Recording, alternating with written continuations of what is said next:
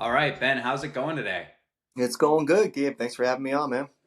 Yeah, of course, happy to have you on with us. I've come to learn that recently you were in San Diego with some family, and I have to ask you, hmm any good food spots while you were in San Diego? Well, if you ask my wife, she would say yes, and my kids because they love seafood. I am one of the probably rare people exist that does not like any seafood whatsoever.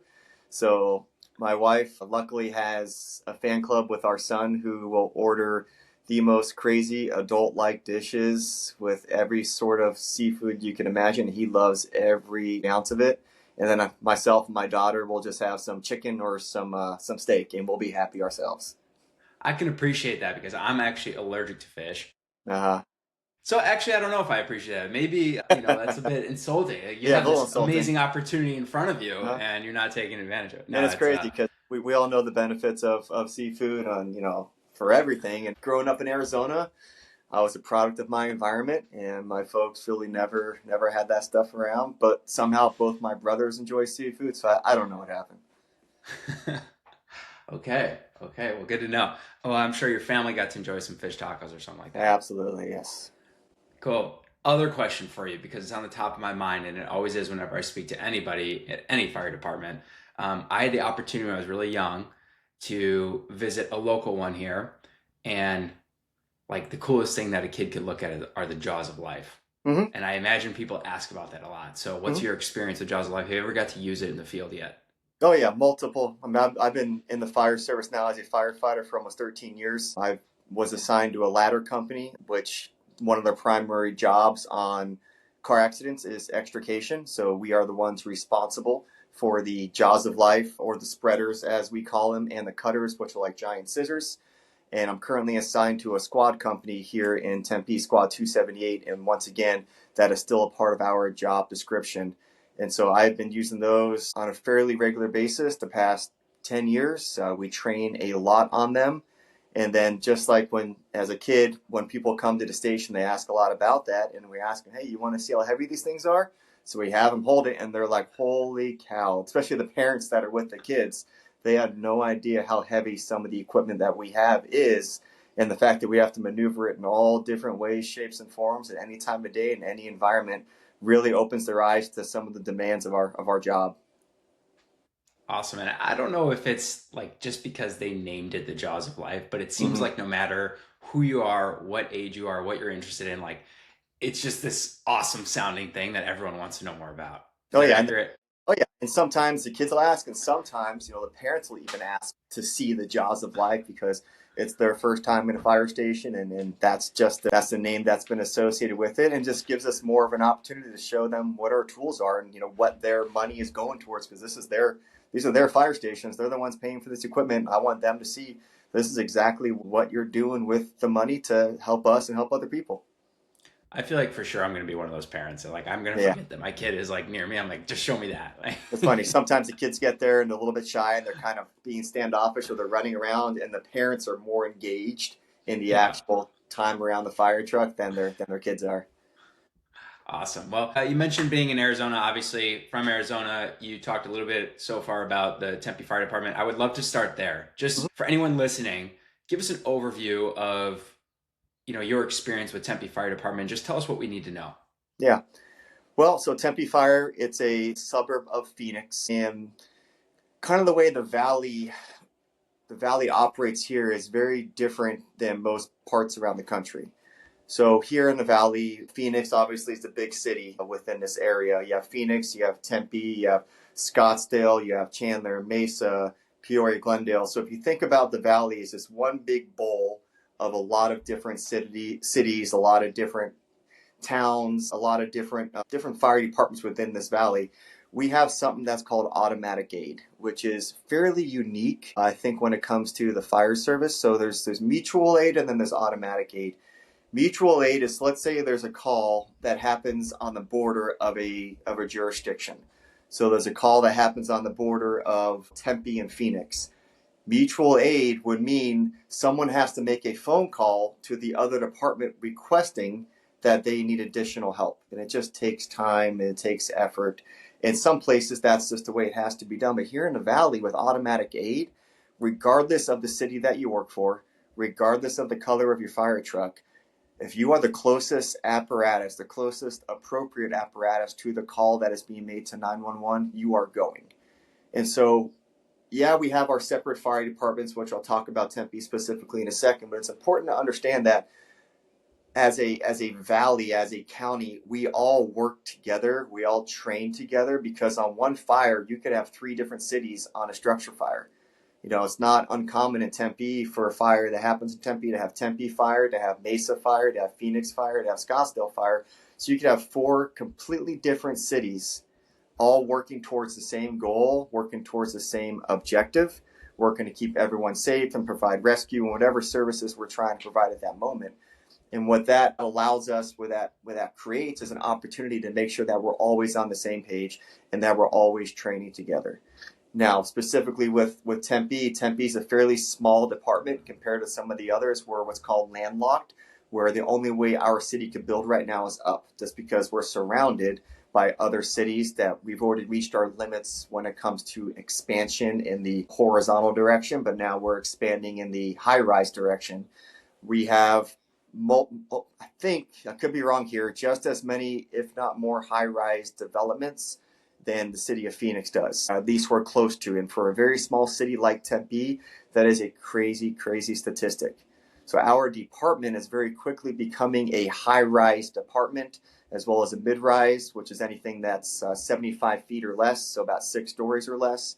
And then within that becomes additional training and a new generation of firefighting, because 20 years ago, these structures didn't exist in the city of Tempe.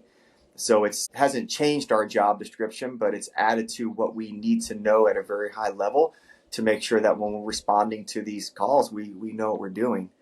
And then, you know, within Tempe, we have currently 7 fire stations. We have number 8 that is worked on being built right now. We have roughly 200 sworn firefighters. We have 6 ambulances that operate out of the city of Tempe with civilian staff. So they're not sworn firefighters, but they're civilian personnel. We're an all hazards fire department, which means we do everything. We do EMS, we do hazardous materials, we do technical rescue, we do swift water, we do dive rescue. Anything you can think of, we are what's called an all hazards fire department. So for a city as small as we are, to have what we have is pretty incredible. Wow, that's really fascinating. I appreciate kind of the detail on everything there. So, a question for you. You mentioned the Valley, you have Mesa, Tempe, Scottsdale, Mm-hmm. and the Phoenix area. So, you all working together with this mutual aid, that's not so common in other areas of Arizona or even the country. No, it's called automatic aid. So Sorry, excuse me. Yeah. it's okay. Mutual aid is very common, but usually, like, so previous to being employed with Tempe, I worked for Colorado Springs Fire Department. And Colorado Springs is kind of an isolated city where it's kind of just the city of Colorado Springs. And so there are some cities on the outside or some towns on the outside, but they're a little bit smaller, only a few stations. So that's where kind of mutual aid comes into play, where if we need some resources from them or they need some resources for us, they can call us and ask, and we would go and help them. Mhm. Versus here in the Valley, with all these cities being packed so tightly together, we decided many years ago just to get away from the jurisdiction thing, get away from who cares what city you work for, what's best for the customer, what's best for the person that we're serving. So the closest apparatus, regardless of what city you work for, is going to go help that person.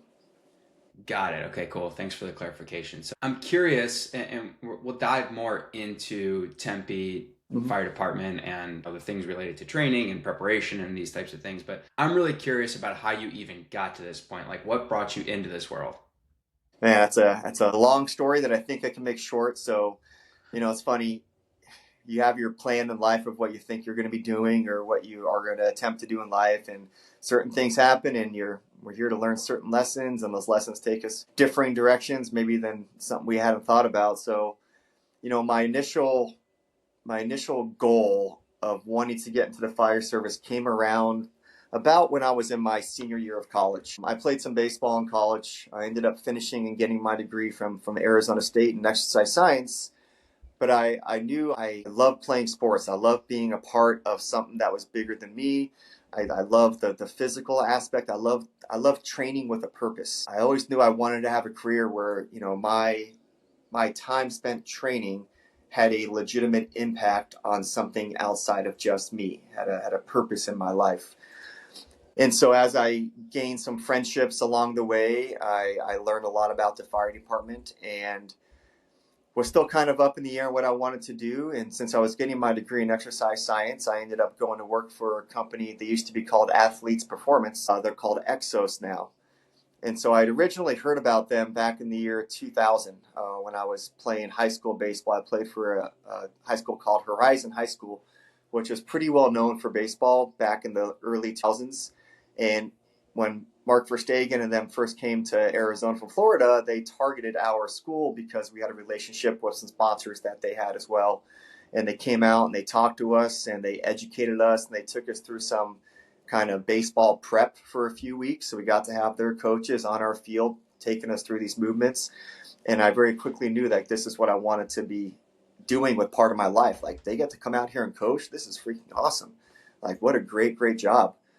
And so I got a chance to go train there as an athlete when I was still in my playing days 25 years ago. And then once I was there at the facility, I'm like, man, I want to do this for a living. Like, look at this job, look at this place, look at the people these coaches get to work with, look at these coaches you get to learn from. And so I ended up steering my college time towards my degree in exercise science with the goal and intention of working for Athletes Performance as a performance specialist or strength and conditioning coach. And then fast forward to now my senior year in college, I'm finishing up and I'm trying to figure out what I want to do. And I ended up doing an internship over at Athletes Performance and just fell in love with the facility, fell in love with the people, the culture, and ended up having an opportunity to work there as an intern. And then shortly after my internship ended, they allowed me to come on full time as a coach. Now, while I was there, I noticed they had something called the Firefighter Performance Mentorship. And at this point, I was still kind of up in the air of what I wanted to do in my life. You know, I had a great in with Athletes Performance or Exos, but I still had this itching to be a part of something bigger with regards to service and the fire service. And so I started asking questions about, hey, what is this mentorship? What is this firefighter thing you guys do? Because I've been looking at doing this as a career. And so they sat down and talked to me. And basically what they did back in the day is these firefighters would come in throughout the country and the Exos coaching staff would just give them the system, give them the methodology. And it was kind of up to them to connect the dots of how does this systematic approach to performance in this elite athlete industry, how does it transfer to your career as a fire service? And so I asked them, hey, can I take this on? You know, I'm trying to learn more about the fire service. Can I see if I can revamp this to see if we can make this a little bit more job specific for the members that are flying in here to take this class? And they said, absolutely. And so through some connections I had, I started reaching out to some folks over at Tempe Fire because that's where Athletes Performance, their original headquarters, was in Tempe. And so I reached out to some people who I knew and started riding along, started spending time at the station, started inviting them into the facility so they could see what we do, and started trying to bridge this gap between the world of performance for firefighting and the world of performance for elite athletes. And the more time I spent with these firefighters, getting a chance to be on the truck and at the station and just hang out with them and spend time with them and watch how they train, I'm like, this is it. This is what I want to be doing. And if at some point down the road I can bridge both my passions together with, you know, strength conditioning, performance, and fire service, if someday somehow those can come together, man, how great would that be? And so Exos was super supportive. They knew basically from the beginning what my intention was. It wasn't to stay there long term as a coach. It was to get in to be a firefighter, and they respected that. And like I said, they supported that in any way, shape, or form that we could. And while I was testing, trying to get into the fire service, I got a chance to run these firefighter mentorships of how these firefighters coming in and just continuing to learn more and more about the requirements of the job, what it takes physically, what it takes emotionally, what it takes mentally. And so almost really setting myself up, hopefully, for success when I do get the opportunity. And then sure enough, in 2010, I had the chance to go originally work for Tempe. I put myself through paramedic school while I was coaching at Exos, and Tempe was hiring a paramedic to be on one of their ambulances. And in 2010, I took a test, and I was fortunate to be the one of one that got hired to be on that ambulance. Um, and so it allowed me a chance to kind of leave this performance culture behind at Exos and transition now into my first step in the fire service. Yeah, I wasn't a firefighter yet, but I was a civilian member. I was on an ambulance. I was at the station with the crew, same schedule, but I was only doing half the job. I was only doing the medical part. I wasn't doing the fire part yet. So I spent about 2.5, 3 years doing that. And then through another random connection, a guy I worked with in Tempe, his brother-in-law worked for Colorado Springs. And he's like, hey, Ben, I know we're not hiring anybody right now. This is kind of during that downturn in the economy back in 2012, 2013. He's like, my brother works for Colorado Springs. You should give him a call and, see if it's something you want to do. Because he knew I wanted to learn the craft of being a firefighter. He knew I wanted to learn the trade. As much as I love Tempe and I love the Phoenix area because it's where I'm from, he knew that I wanted to do the job. I was itching. I was ready. Once again, just kind of randomly took a test up in Colorado Springs, and somehow out of 1,200 people, they picked 30 of us, and I was one of those 30s. Within basically 9 days of finding out, moved my entire life up to Colorado Springs and spent 3.5 years up there as a firefighter, as a paramedic, as a hazmat technician with the City of Colorado Springs Fire Department. And then fast forward again, my wife and I, we end up having a kid. We have our first boy, Corey, back in 2015. And we were talking about maybe coming back home. We're trying to come back home for a while, but really wasn't in the near future. But Tempe found out they were hiring again in 2016 for the firefighter recruit. And I got a bunch of texts from a bunch of people that I care about and that I miss back here at home. And they said, hey, Ben, we're hiring. What do you think? I know you've been up there for 3.5 years, but we would love to see if you can come down here. And I was hesitant because I was not ready to go through another fire academy again and start everything completely over. Because when you switch departments, you got to start all back over again at the beginning. Regardless of what you've done, regardless of what you've learned, it's starting at ground zero to learn the way that they want you to learn it and to learn the way that they want you to perform this job. But I had to take a chance and somehow once again got lucky enough to be hired by City of Tempe as a firefighter back in 2016 and been there ever since. I definitely miss Colorado, miss the brotherhood up there and the family up there. It's a hardworking fire department, but this is home and we're happy to be here, and we have no regrets in the path that we took. So that's how I got to Tempe and the windy road that it took to get here. No, it's awesome. It's really cool to hear that, and I think a lot of people, when they think about Exos or athletes' performance back in the day, they forget about that they're also working with first responders. Mm-hmm. So it's really really cool to hear that and to see, you know, what that experience has done for you and how it's helped shape your path to get to where you are now, where now you're able to help so many others, which I think is super cool. So you mentioned earlier wanting to make the training more job specific. So before we get to that point, what were your early impressions of fitness and performance and preparation in firefighting as you entered the profession, as you saw it throughout the years, whether it was in Colorado Springs or back here in Tempe? Mm-hmm. Yeah, like anything that has a culture associated with it, usually culture means there is a past, that this path has been paved by a lot of people before you and it's been earned by a lot of people that came before you.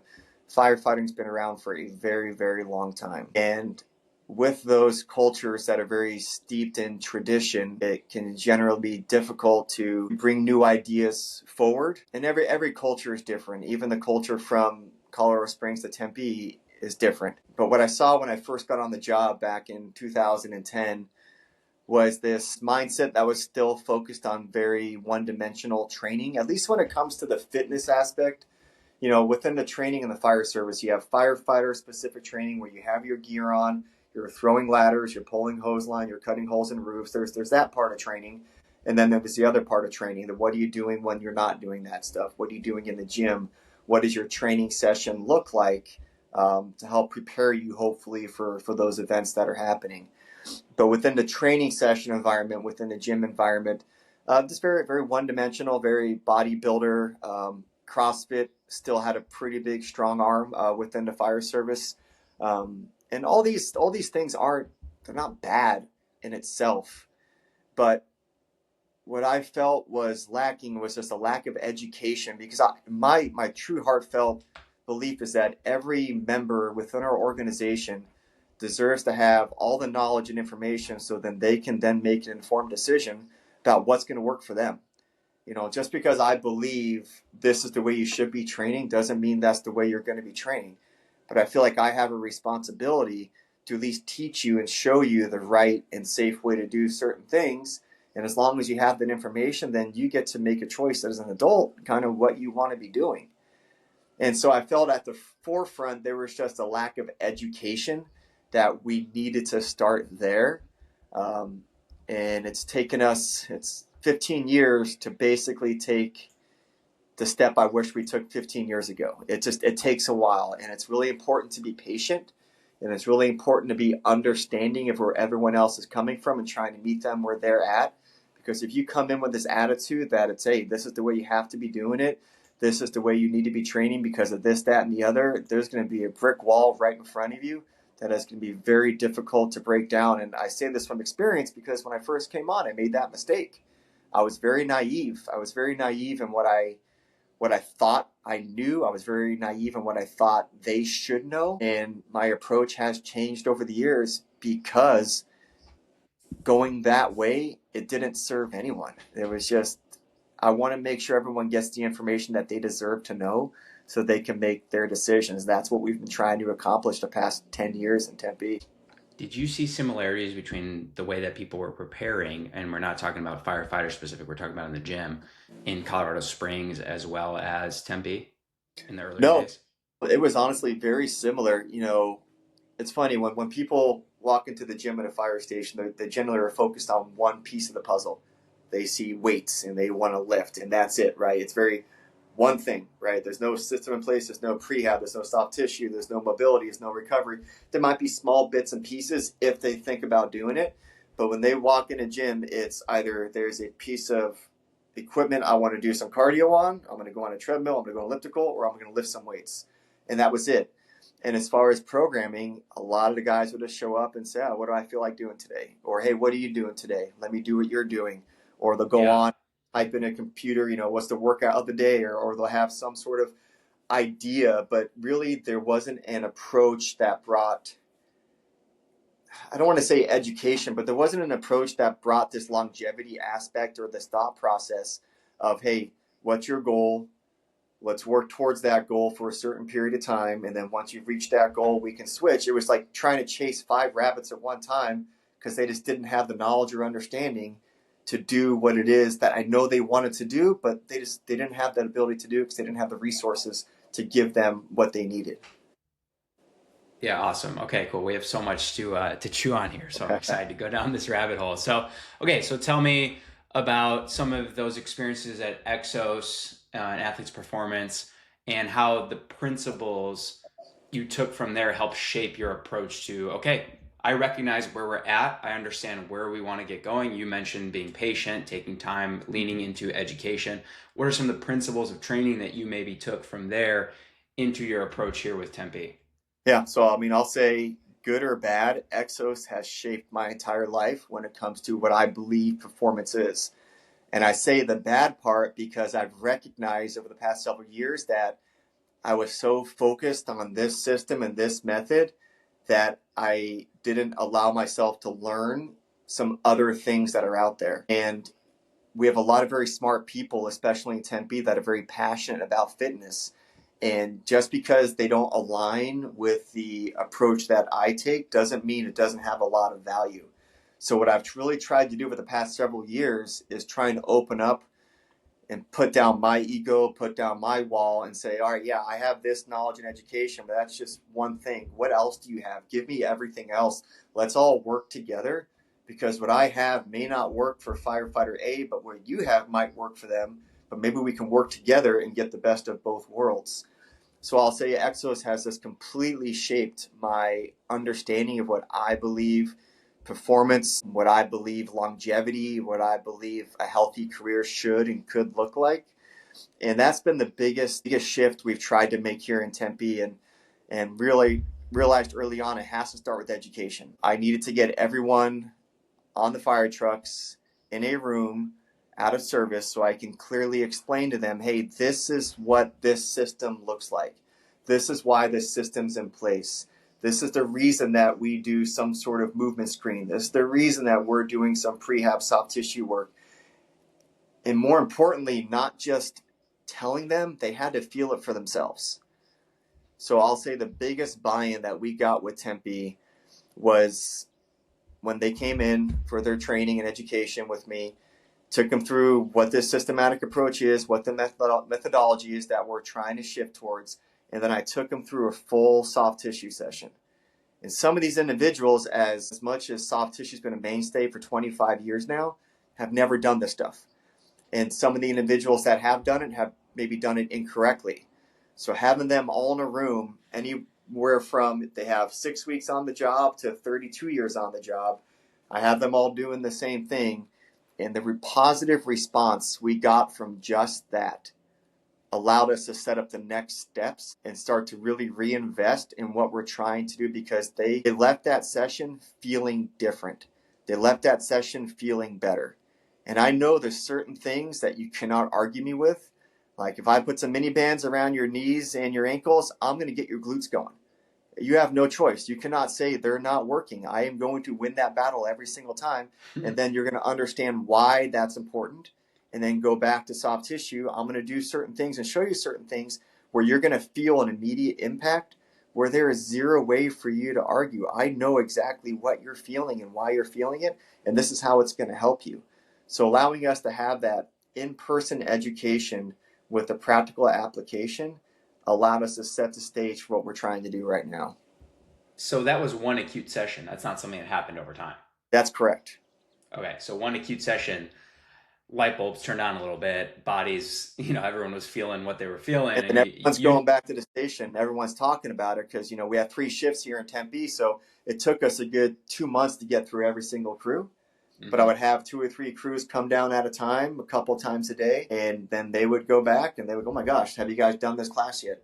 And I go, no. So people talk about the good things, talk about the bad things too. But then people, after about the first week, started looking forward to coming to the class, where most firefighters will show up and be like, man, what are we doing here? Like, we're rolling on the ground. Like, come on, like we need to spend our time doing more important things. But by showing them, by letting them feel for themselves, I'm not the one convincing them. They're the one convincing themselves that this has value. Got it. So you still let them do some bench press, though, during that session? Well, this was just a soft tissue session. I was very clear in saying, hey, that stuff's important. And that's a good point, though, because that stuff is important. And my mindset is I'm not here to take away anything you like to do. Mm-hmm. If you like doing bodybuilding, you like doing powerlifting, you like doing whatever it is, that's great. What can we add into it to maybe make that a little bit safer or allow you to perform even better when you're doing the things that you like?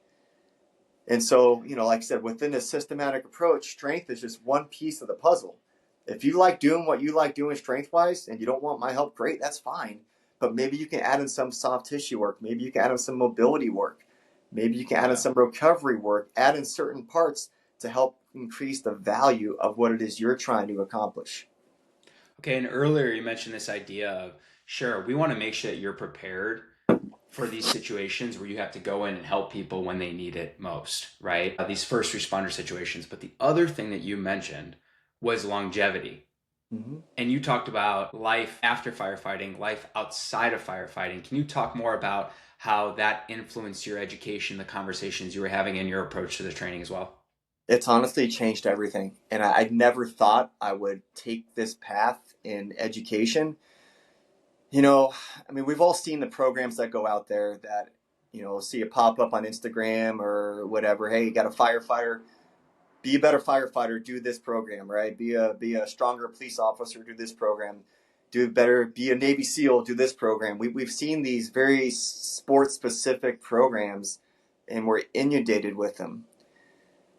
And that's important. I don't want to take away from the value of those or take away from how important it is to be a good firefighter, because regardless of how you think about performance, you're gonna win at every end.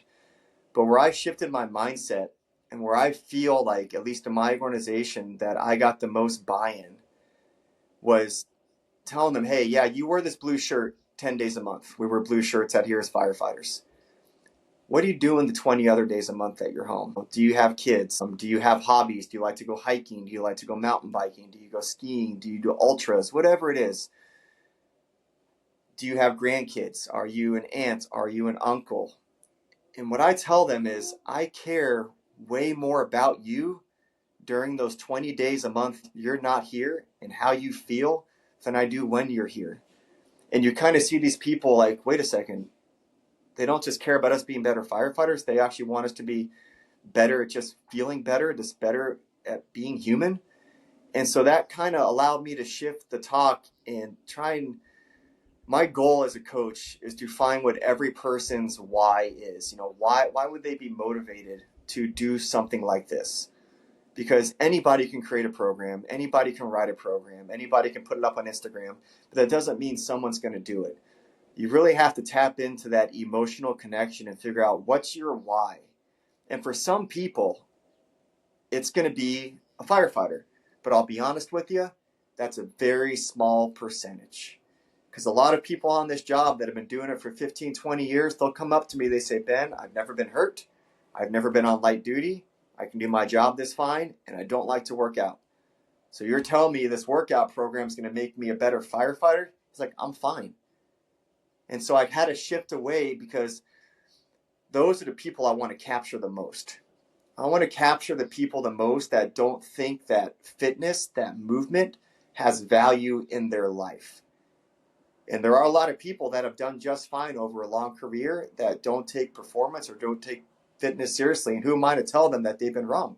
Because they've been fine. They haven't gotten hurt and they're okay. So in my earlier presentations, I'd have these pictures up on our screen, and it would show a firefighter doing an evolution, you know, let's say pulling a hose line. It would show someone hiking a mountain, and it would show someone chasing around a grandkid. And what I would say is, look at all three of these movements. All three of these movements are the exact same thing. Your hip, your knee, and your ankle are in flexion at some point, and then at some point they're going to go into extension. And if we can learn to keep that alignment by not having that knee cave in, by keeping a strong glute, by turning off the TFL, then maybe we can feel better as we're doing these things. And whether your why is chasing after your grandkid on a Saturday at the baseball field, or your why is hiking up a mountain on a technical rescue, or your why is riding a bike in the next triathlon, at least you get to see that our approach is this global approach, that we're not just trying to focus on making you a better firefighter. We want to make you a better mover. And that in turn is going to help you feel better whether you're on this job or not. And people put a lot of time into this career. Families sacrifice a lot for us to do this career that we love. We're gone for a minimum of 24 hours at a time. This last weekend, I was gone from Friday to Monday night. I saw my family for 12 hours. So we're gone a lot. They sacrifice enough. They shouldn't have to sacrifice any more when we step inside that door. So when I come home from work and my son, who's 10 years old and plays baseball, says, Dad, I want to go play baseball, my response should be, hey, buddy, I can't because my shoulder's hurting me. Hey, I can't because my back's hurting me. I've got a responsibility, not just to show up for the people that I'm sworn to protect, but I got a responsibility to show up for the people that I love and the people that love me. And that to me is what most of our whys are, is that we want to be better at our jobs at home. We want to be better husbands, better wives, better fathers, better grandfathers. We want to enjoy our life 24/7, not just the 10 days we're at work. And our career is long, minimum of 25 years. And this career can bang you up. I've had multiple surgeries already early on in my life that I know I'm always going to be playing a little bit of catch up. But if we can capture these members and capture their attention and let them understand that in 25 years, that blue shirt's going to come off for the last time and it's not going to go back on again. But your role as a father, your role as a mother, your role as a husband, as a wife, as a grandfather, that role is never going to go away. And we want to make sure you feel good every single day because you've earned it once that shirt comes off for the last time. I mean, no pun intended, but you got me fired up. You have me fired up. That was awesome. I mean, it's Thank incredible. And I, for me, I'm thinking about you. I'm picturing myself, you talking to me in front of some equipment, and I'm a Mm-hmm. firefighter, and I see it like I can see those light bulbs going off when you start showing maybe that graphic of these are all the same position, and this Yeah. is the Y, and whether you're doing X, Y, or Z, this makes a lot of sense. I mean, that's got to click for people right there. It is, and, and like early on, like I would have, we used a functional movement screen back in the day, because that's what athletes performance used, and I would have each movement screen compared to a movement that firefighters do. So like that's one way in which we were trying to be firefighter specific, but that didn't capture everyone, and we got to Yeah. capture, and that's why this approach. And it's not just with that; it's with everything. Like not just physically, but mentally. You have a responsibility to come home to your family every day and be the person that they deserve and the person that you deserve. And all these things interconnect. I teach breath work, I teach cold exposure, I teach the Wim Hof method. So performance isn't just about this physical piece; it's about the whole picture. And your family deserves to have you show up, no matter how tough that shift was or how tough that tour was at work, and be who you want to be, not just for them but for yourself, because everyone deserves that. It's all really well said. And okay, so you had this experience with Exos Athletes Performance, Colorado Springs, back to Tempe, and now you're starting to change things slowly Mm-hmm. at Tempe and get this going in a direction that you want it to go. You're starting to get some buy-in, but now you've taken it to the next level, right? And I Mm-hmm. know you still have somewhat of a ways to go, Oh yeah. in your head of where you want this to go, but this is starting to get taken to another level. So tell us about that. Tell us about the opportunity to redesign Station 2, I believe it was, Mm-hmm. and just the funding that came in and really the opportunity you have now in front of you. Yeah, you said it great. We're closer than we ever have been, but we're still pretty far away, which I don't think I'm ever going to reach the goal I think of what I envision of what performance or fitness or longevity looks like in the fire service. But I'm never going to stop trying. So we're going to see how close we can get. So by taking this to the next level, you know, we are, and I believe this is true, that the first fire station ever to have Keiser equipment inside our fitness room at our fire station, which is amazing. And you know, I look back to the relationships that have been built with Exos the past 25 years, and then that that really is what allowed us to build this connection with Keiser. Jim and Steve, I had no idea who they were, and they had no idea who I was. And I think just through the procurement process of looking to buy some equipment, um, my name got brought up randomly in a conversation, and the three of us just sat down and talked one day. And Jim, being he was a firefighter for I believe 13 years in Texas prior to joining Keiser.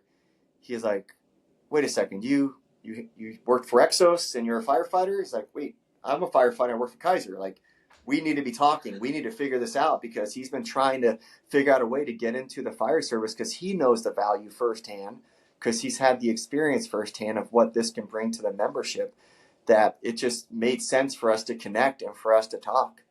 And then from there, we were just able to create something pretty amazing. And so where this originally came from, though, if I take a step back, Exos has a whole physical therapy department.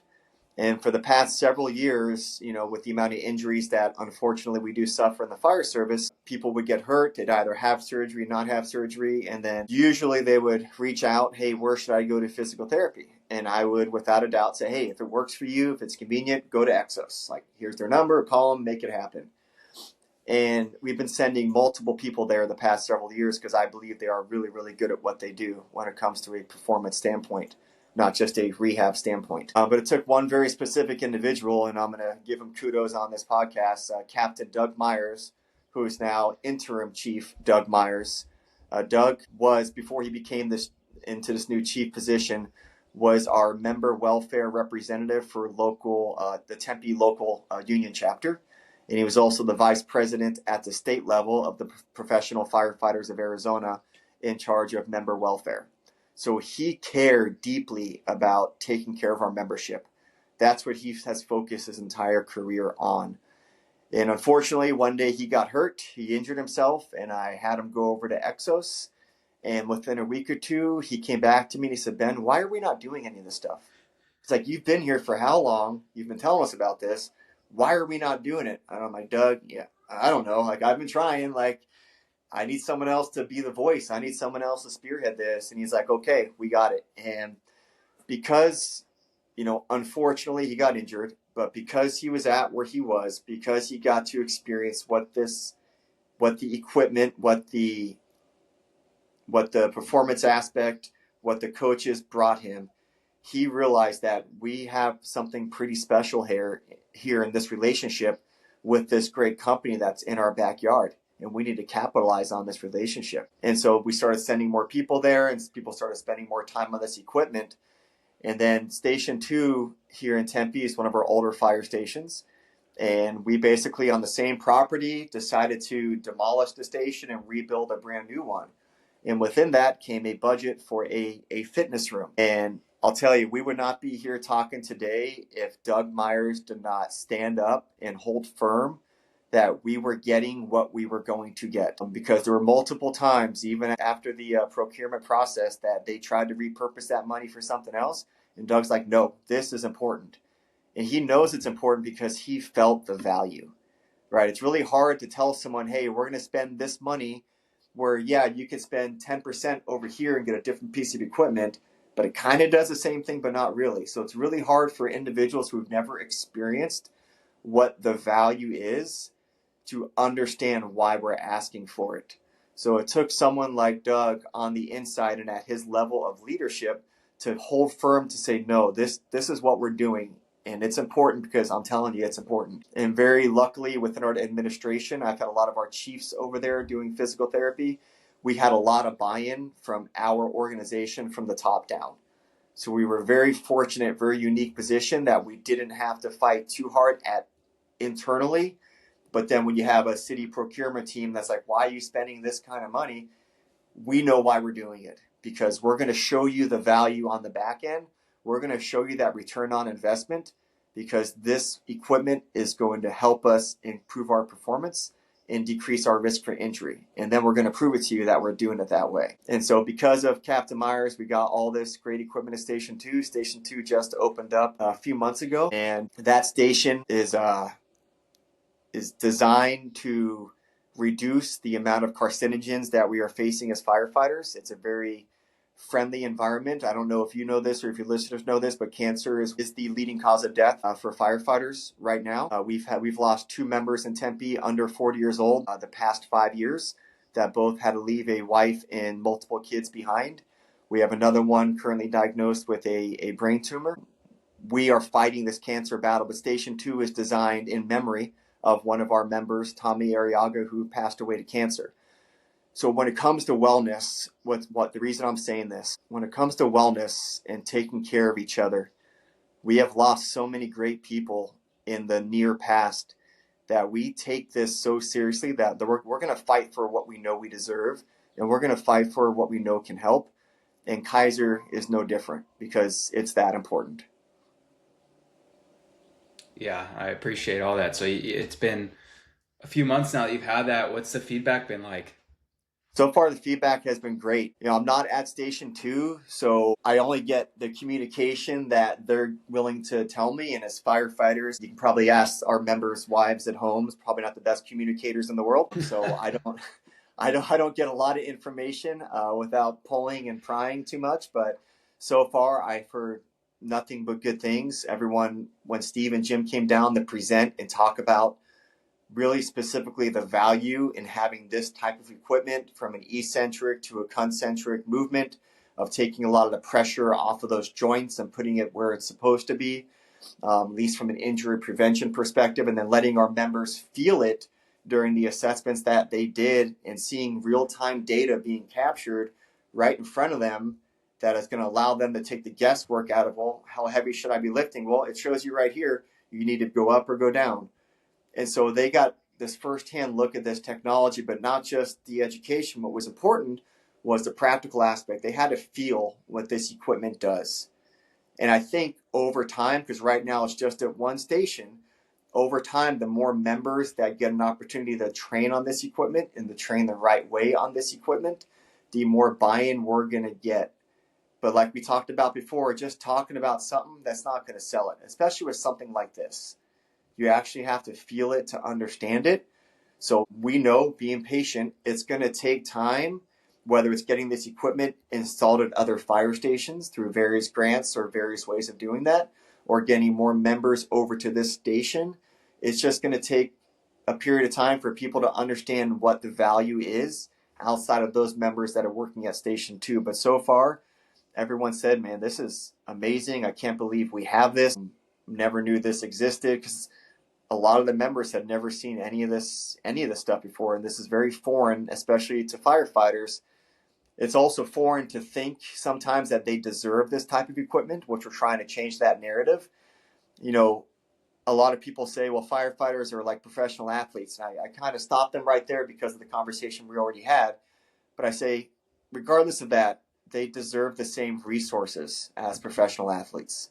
It's our responsibility to make sure that they have everything they need to perform at the top of their game, both on and off duty, whether it's to save someone on duty or to go run around with your kid off duty. That's what we have to do.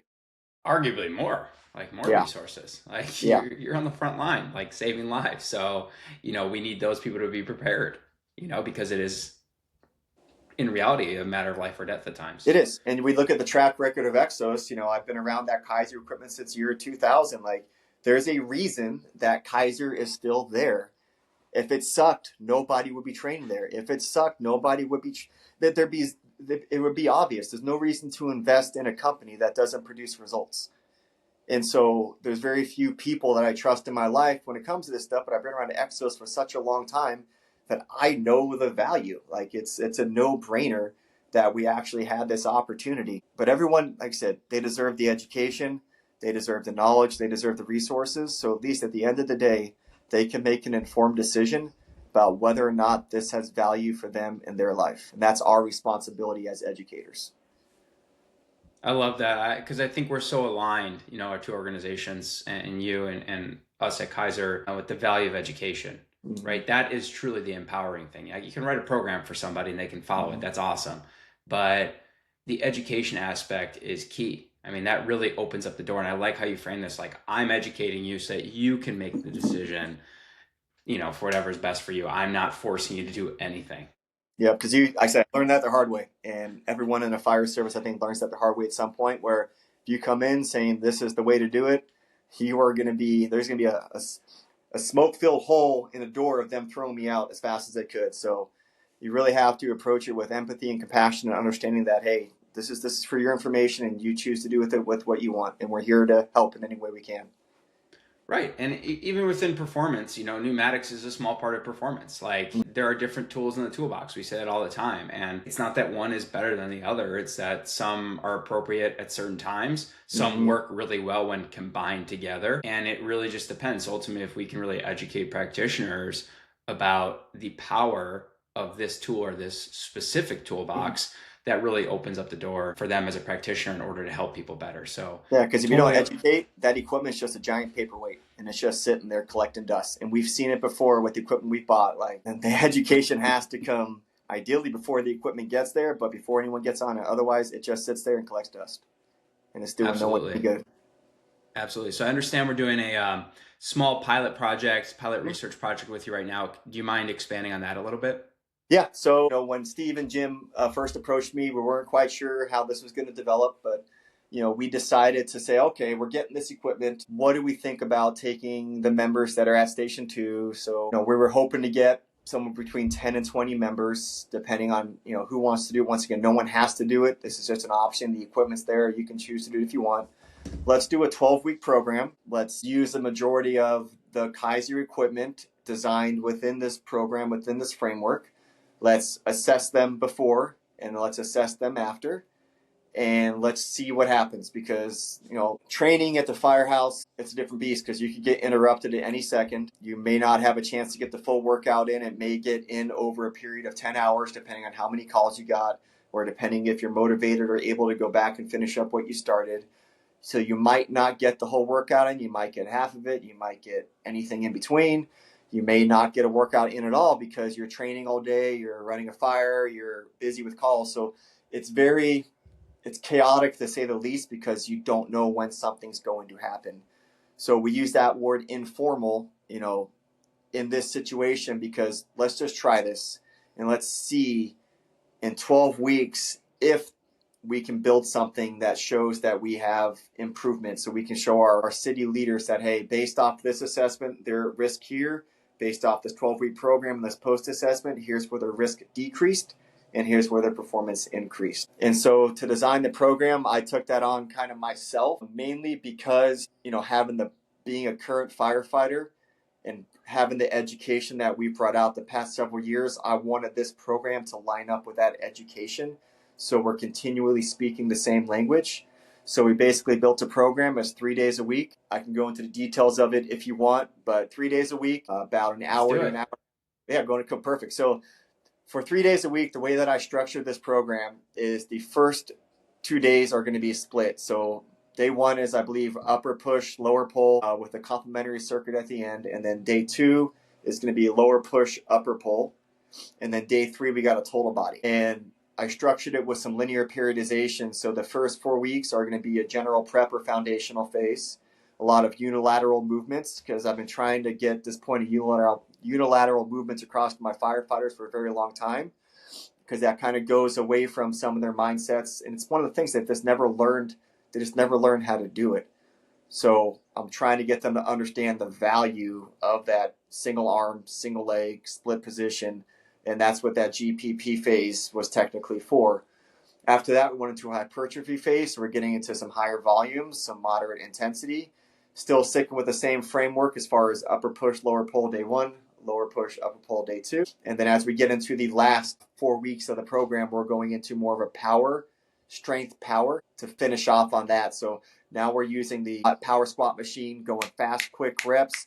We've helped train that eccentric to concentric movement with some load previously. So now we can start moving that load with some intensity. And the same thing with the bench press. So our goal was to go from very controlled unilateral to very controlled bilateral with a higher volume, and then go very quick, very reactive power strength for the last 4 weeks. So when they finish this program, they've taught and they've learned how to move their body with intensity, with quickness, and with reactivity. So on the unilateral GPP phase, right? Hey, we're getting used to training on this. We're nailing down. We're taking our time, obviously, because unilateral, you got to move a little bit slower, at least to Mm-hmm. start. But hey, we're building some volumes. Okay, cool. Now we're adding some more eccentric loading with the Mm-hmm. hypertrophy phase. We get some more moderate intensities. Strength and power, the split for that, is it still a 3 day split? It is still a 3 day split. Yep. And are you combining strength and power within the same session? So like leading with power, then getting into strength, or is one day maybe dedicated to power and strength, or how are you Nope. splitting up Leading that? with power. So, from that nervous system standpoint, trying to get that power, the more neurologically demanding movements done at first when you're most fresh, and then Mm-hmm. going on to more of the strength stuff towards the end of the workout.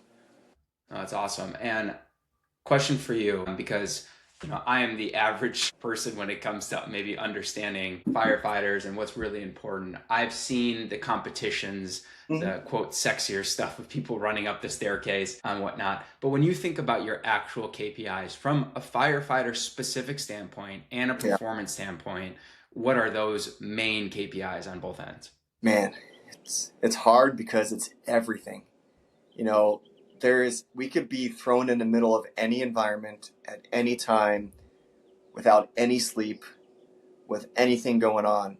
So literally every part of our energy system, at least from a cardio perspective, will be challenged on any given fire.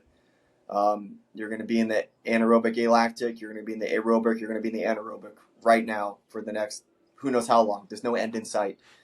From a strength wise, you're going to be going through power movements, you're going to be going through strength movements, you're going to be going through endurance movements, you're going to be going through static holds depending on what you're doing. And then from a rescue standpoint, you're going to be pulling out heavy loads, you're going to be going up ladders, going into jumping in the rooms, making sure the room is safe and secure, doing a search on all fours with core stability and core strength. So it literally is everything. But what I try and teach our members is you have to start somewhere. If you start training everything right now, you're going to be chasing two rabbits at one time. We have to start somewhere. We have to build that base, have to build that foundation. Just because our job demands that we're in these chaotic, random environments, that doesn't mean your training has to be that way from a fitness perspective. We need to control what we have control of. Because in that environment, our likelihood of getting injured is high. In the environment in the weight room, our likelihood should be zero. But the problem is, at least in Tempe, a majority of our injuries happen in a training atmosphere. Hmm. And so we have to understand, yeah, that those fire ground simulations, those are great, but those are very unpredictable environments. We have a very predictable environment when it comes back to our weight room, when it comes back to our training floor. We need to be very methodic, very strategic in what we're training and how we're training it to provide us with the best opportunity to hopefully perform at our highest, but ideally reduce our potential for something catastrophic happening to us or the person we're trying to help. So there is not a good answer because it's everything. And I don't want to replicate everything in a safe atmosphere because that takes the safety out of the window. We need to build those foundations over time. And that's why having that systematic approach to what strength and conditioning is what adds that value. If you're doing some soft tissue every day, you're doing some prehab, some mobility, you got your strength, you're doing your ESD or cardio, you're doing your recovery, you're hitting all pieces of that program in every single day, you're going to be much more well-rounded to be successful in that environment. Versus if all we're doing is one piece of the puzzle, just taking a bench press with some mass and benching it, your chances of success are a lot less than the other guy who involved that entire system. Seems so simple, right? It's yeah, right. And yeah, get them to do it. That's the hard part. I can really see. I'm just thinking through exercises and trying to picture myself, in certain scenarios, and I think like heavy isometrics, the heavy joint specific, joint angle specific isometrics that can be introduced too. You're Yeah, talking about different literally positions everything. holding certain things. I'm like, Yeah, there's a lot of really cool positions you get into with the air squat, with the leg press, where you are yeah. fighting some really, really heavy isometrics. And that's what's beautiful is that with a job that potentially requires everything and anything, the only thing limiting you in a training atmosphere is your imagination, your creativity. Right, But if you come from this from a movement perspective, and I try and teach people, forget about the exercises. Don't worry about that. What movement are you trying to improve? right. And once you have this movement library in your head, you can pick whatever you want. It doesn't matter what you're doing. You pick your movement. You have your goal of your hypertrophy, your strength, your power. So your sets and reps are done for you. You don't have to worry about that. That's all done. Anybody can do that. But as long as you have the movements that you're trying to improve in your proper split, your imagination is the only thing holding you back, and that's it. And that's where the education piece comes in. Keiser, once you understand this and what it Exactly. is, now your imagination can kind of run free. Exactly. Um, There's thousands of exercises that can be done on the FT alone. for Oh, sure. there's so many things that they're just like our job has no limitations into what we might be asked to do. Your equipment is the same thing. So why not marry the two worlds and find how can we be creative and make this make sense for us? Yeah, absolutely. Okay, last question before we finish up with some fun ones. We talked about where you've been, where you're at now. I'm curious to know a little bit more about where you want this to go. So it's kind of funny. So a buddy of mine, I mentioned one of our guys that passed away. His name was Scott Latham. He passed away in December of this past year. 39 years old, wife, two kids, had what's called a nut carcinoma. Only about 20 cases diagnosed a year, a very rare and aggressive cancer. I worked with Scott on the ambulance back in 2010. He was my first partner when I first got into the fire service. And I had told him something back then that I forgot that I had told him. I had told him that I want to change the fire service when it comes to what health and wellness looks like. I want to change it. And a few months before he passed, we were teaching a class for one of the academies with the breath work and stuff that we do. And he had this big post on Facebook. And he's like, I remember back in 2010 when my friend Ben said he wants to change the fire service. And look at them now. Look what they're doing now. They're taking those steps. And he said, never let the scariness of your goals hold you back. I take that. That's what I live with. I live with those words in my head. I don't care how big the goal is. It might be unattainable. I don't know, but I am not going to stop until everyone out there deserves the knowledge and education to lead a happy, healthy, and strong life. And I am never going to stop. And it's little things like this of getting the right equipment at the right place, starting at one station. I want it at all 7 stations. I want it at our training center. I want it at our local academies. So when the recruits are going through, this is just all they know. I want everyone to have the chance to lead a happy, healthy career, not just on duty and off duty, but even more important, they retire and just feel good and feel proud of the work they put in, but then now give the time to themselves that they've deserved and that they've earned to be who they want to be for the rest of their lives. And that's just what I care about. That's really awesome. And just listening to you today in the last hour or so, I have full confidence, for whatever my opinion is worth, that it'll not only happen with Station Two, but at more stations. And I have a funny feeling that it's going to be much bigger than the state of Arizona and then the Valley too. So, I hope um, so. I hope so. yeah, that's really really awesome, and I appreciate you sharing that stuff. I just have a couple of kind of quick hitters, fun closing Huh? ones to finish off, but really truly appreciate your time today. Number one, your favorite piece of Keiser equipment to train on. Oh gosh, I love the FT just because you can do anything with it. Like just having the ability to do powerful rotational movements inside a gym is amazing. Prior to this equipment, I would tell my people the only way to produce power is to get a medicine ball and go outside and throw it against the wall. Like we can't do rotational power with a regular, what are they called? Those machines, the pulley machines, because the weight's going to smack up and down. But now we have this tool that you can do rotational power in any plane of motion, which is so important for us. So I love DFT for its versatility and for what it provides. You have Corey working on that thing before his baseball games? He will be, yes. So he's been at Exos with me. He knows, which is cool. I get to show him, like, hey, this is what performance is. Like, if you want to be at this level, this is what it takes, buddy. And hopefully I'll get him in the right place and give him the best opportunity to be successful. We'll see. Very cool. Favorite place to grab lunch in the Valley or Tempe? Oh, gosh. Oh, boy. Non There's seafood. this. No, yeah, of course not. So it's kind of funny when you work at a specific station with a specific crew, you tend to always go to the same spots, right? We want Right. to go here, we go here. There's this place called Kava. It's really, Oh really yeah. good, healthy.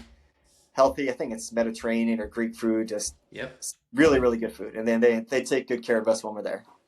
I used to go to Cabo all the time when I Oh, was okay. at UCLA, and they actually opened one down the street here in Chicago. It was the first one, and Perfect. the There lines you out go. the door all the It's time in the always summer. busy, yeah, for sure. Like news was going around, like, "Have you seen the newest restaurant in Chicago? Like, came here." Yeah, Well, I'm glad we're very doing it. familiar with it. Very familiar with it. Question for you, last one here. Do you love fire or do you hate fire? Uh-huh. I love my job. I love the fact that we are trained to a high level where something happens, we have the ability to impact that person's life right now. We take that responsibility very seriously. Of course, I want no one's house to catch on fire. I can't even imagine what that feeling is like.